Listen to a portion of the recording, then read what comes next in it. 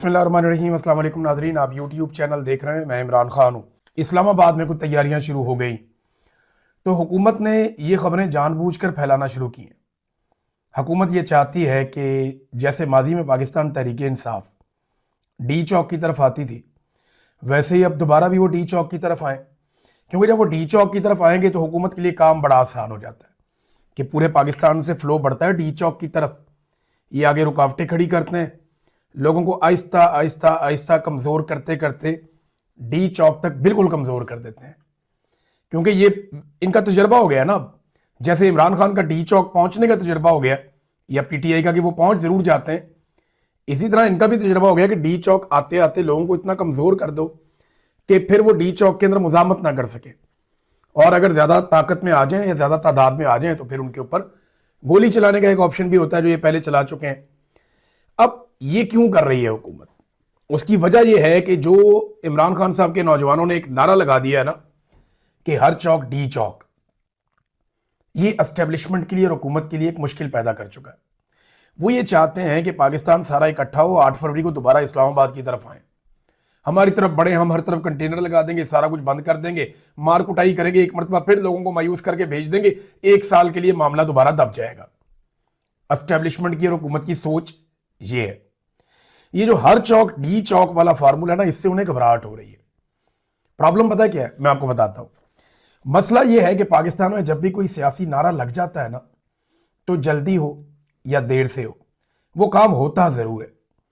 जब लोगों ने नारा लगाया ना पहली दफा, गो नवाज गो, तो फिर नवाज को जाना था, जल्दी हो या देर से हो। इस मुल्क में गो मुशर्रफ गो का नारा तब लगा जब परवेज मुशर्रफ बहुत ताकतवर था, फिर परवेज मुशर्रफ को भी जाना पड़ा। अदलिया की बहाली का नारा लग गया, टाइम बहुत ज्यादा लग गया, लेकिन अदलिया बहाल हो गई थी। यहां जब एक सियासी नारा लग जाता है और वो अवाम के दिल की आवाज एक दफा बन जाए, तो फिर जल्दी हो या देर से हो, वो काम जरूर होता है। तो ये जो हर चौक डी चौक वाला एक फॉर्मूला है ना, ये एस्टेब्लिशमेंट के लिए हो सकता है कि मुस्तकबिल करीब में कोई प्रॉब्लम क्रिएट ना कर सके, हर चौक डी चौक ना बन सके, लेकिन बहुत मुमकिन है कि आने वाले सालों में, आने वाले महीनों में ये फॉर्मूला काम कर जाए। आज ना करे, अगली हुकूमत में काम कर जाए, लेकिन जब भी काम करेगा ये एक एंटी एस्टेब्लिशमेंट फार्मूले के तौर पे काम करेगा, और ये एस्टेब्लिशमेंट और उनकी बनाई हुई किसी भी हुकूमत के सर पे एक तलवार बन के लटकता रहेगा कि हर चौक डी चौक। अब ये होना जरूर है, ये आज हो जाए, कल हो जाए, परसों हो जाए, लेकिन ये तमाशा इस कौम ने देखना भी है और यहां लगाना भी है, और ये हम भी होता हुआ देखेंगे। इंशाल्लाह एक वक्त आएगा कि एस्टेब्लिशमेंट के लिए मुश्किल पैदा हो जाएगी, तो ये तलवार बन के उनके सर के ऊपर लटक रहा है। अब इससे बचने के लिए डाइवर्जन लगा रहे हैं जी, इस्लामाबाद आने की तैयारियां, हम मार्च को रोकने की तैयारी। कोई मार्च लेकर नहीं आ रहा। अब पूरे पाकिस्तान को बंद करने का पाकिस्तान तहरीक इंसाफ का प्रोग्राम है। 8 फरवरी को इस सिलसिले में पहला बड़ा इम्तिहान है। इसके 10 दिन के बाद रमजान शुरू हो जाएगा, तो रमजान से 10 दिन पहले पाकिस्तानियों का एक सबसे बड़ा और पहला इम्तिहान है। अगर 8 फरवरी को ये पूरा पाकिस्तान बंद करके दिखा देते हैं तो फिर क्या होगा? फिर रमजानुल मुबारक के बाद एक नया फेज आएगा, और फिर ये पूरे पाकिस्तान को बंद करने का फॉर्मूला जो है उसको आगे बढ़ाएंगे, और वहां हुकूमत के लिए बहुत मुश्किलात पैदा हो जाएंगी बजट से पहले। लिहाजा इसीलिए ये बार बार कह रहे हैं, और ये इस किस्म की खबरें चलाई जा रही हैं जो मैंने आपको बताया। आर्मी चीफ की नाजरीन तस्वीर आ रही है, वो शरीफ खानदान की निजी जो तकरीब है शादी की, उसमें शिरकत के लिए गए। अच्छा, आर्मी चीफ ना, ये कंट्रोवर्सी होती है कि एक सियासी खानदान के साथ या मखसूस सियासी टोले के साथ आर्मी चीफ ने अपने आप को अलाइन कर लिया है। यानी सरकारी मुलाजिम जो है वो लगातार, या एक सरकारी ऑफिसर जो है वो लगातार एक जानिबदारी साबित कर रहा है जो नामुनासिब है कि भाई ये पॉलिटिकल पार्टी ने, ये इक्तदार में, मैं इनके साथ हूं, ये खानदान है, ये मेरे हैं। और वो भी यही कर रहे हैं कि वो अपने हर बैनर में, पोस्टर में, हर तकरीर में, हर जगह पे आर्मी चीफ को ठोकर लगा रहे हैं। इससे जो है ना वो इदारे की जानिबदारी बनती है। देखिए ना, एक तरफ एक हुकूमत है खैबर पख्तूनख्वा में, वो एक कोर कमांडर को कहते हैं कि हमारे सूबे में दहशतगर्दी के खिलाफ आपने बहुत सारे ऑपरेशन किए, को 22 बड़े ऑपरेशन और हजारों छोटे ऑपरेशन किए, आप हमेशा नाकाम हुए।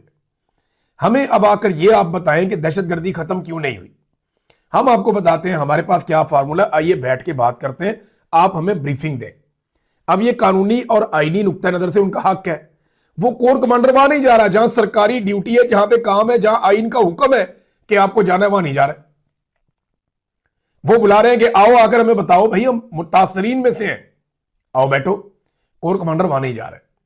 लेकिन आर्मी चीफ जो कोर कमांडर के भी सीनियर ऑफिसर हैं, वो कहां जा रहे हैं? एक दूसरे सूबे की वजीर आला के बेटे की शादी में। अब यह है नहीं दोहरा मेयार कि एक सरकारी मुलाजिम जिसको अवामी मुंतखब नुमाइंदे बुला रहे हैं कि पब्लिक इंटरेस्ट में आकर ब्रीफिंग दो, वो नहीं जा रहा, और उसका सीनियर सरकारी मुलाजिम वो दूसरे सूबे की वजीर आला उसके बेटे की शादी के अंदर जा रहा है, मेहमानों को रिसीव कर रहा है। तो ये वो चीजें हैं जो पाकिस्तान के अंदर नफरत को जन्म देती हैं। देखिए, इदारा तो पाकिस्तानियों का है ना।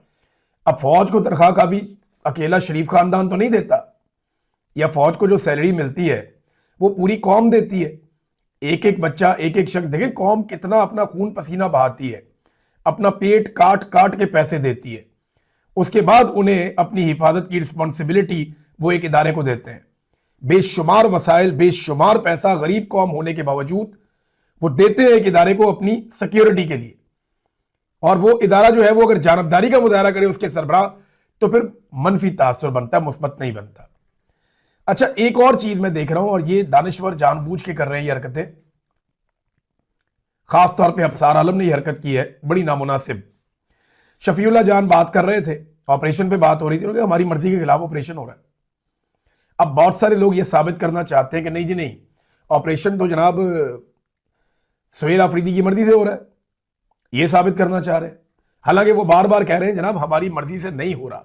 हम इन्हें कह रहे हैं कि जरगे की बात मानो, हम इन्हें कह रहे हैं कि बैठो हमारे साथ बात करो। ये कोई बात सुनने के लिए तैयार नहीं है। बंदूक के बलबूते पे जबरदस्ती ऑपरेशन किया जा रहा है। हम कलम वाले और दलील वाले लोग हैं, तो हम तो अब बंदूक उठा के सामना नहीं कर सकते, तो ये जबरदस्ती ऑपरेशन किया जा रहा है। तो बड़ी एक भोंडी और गलीज किस्म का क्वेश्चन जो है वो अफसार आलम ने किया। तो फिर आप पैकेज क्यों दे रहे हैं? अंदाजा करें आप। यानी सवाल ये है, और मुख्तलिफ लोग कर रहे हैं। मैं तलत हुसैन से एक्सपेक्ट कर रहा था इस किस्म का सवाल, लेकिन ये सवाल मैंने अफसार आलम के मुंह से सुना। मैं ये एक्सपेक्ट कर रहा था कि तलत हुसैन इस लेवल तक जाएंगे। लेकिन चले सवाल आप देखें ना, वो ये कहते हैं कि अगर ऑपरेशन आपकी मर्जी से नहीं हो रहा, तो ऑपरेशन से जो मुतासरीन हैं आप उनकी मदद के लिए पैकेज क्यों दे रहे हैं, आप उनकी मदद क्यों कर रहे हैं? यानी आप मजलूम के साथ अगर खड़े हो रहे हैं तो आप जुल्म में शरीक हैं। ये अजीबोगरीब बात नहीं है। यानी जिसको मार पड़ी हुई है, जो दरबदर हुआ हुआ है, जो सड़कों के ऊपर रुल गया सर्दी में, जिसको घंटों और पूरे पूरे दिनों जिसको इंतजार करना पड़ा, जिनकी गाड़ियों की कतारें ही खत्म नहीं हो रही, जिनके बच्चे बुजुर्ग सारे सर्दी के अंदर रुल गए हैं, उनकी मदद करने जाओ तो वो कहते हैं जी आप ऑपरेशन में मददगार हैं। कैसी मुनाफकत है और कैसी दो नंबरी है। इनकी सहाफत भी ऐसे और इनकी दानिशवरी भी ऐसे ही है। नाज़रीन, तहरीके तहफ़्फ़ुज़ आईन पाकिस्तान का एक एलामिया आ गया। वो एलामिया मैं पहले आपके सामने रख देता हूँ, ये इंपॉर्टेंट है खबर। और इसमें कराची के अंदर ये सारे लोग बैठे